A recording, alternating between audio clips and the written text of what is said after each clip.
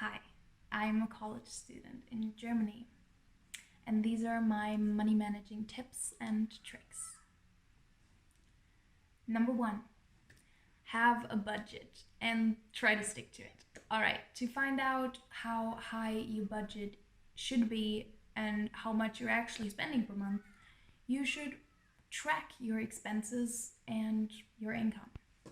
And you can either do that on the classical way with a notebook or the easier way with an app.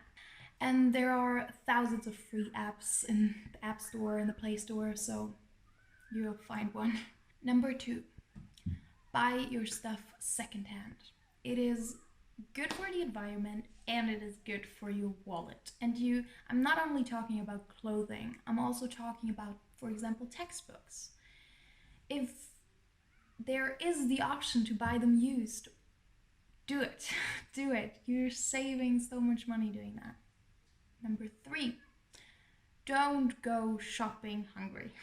I learned that the hard way. Now, just write your grocery list at home when you're in front of your fridge and your freezer, and you will actually be able to see what you need and what you do not need.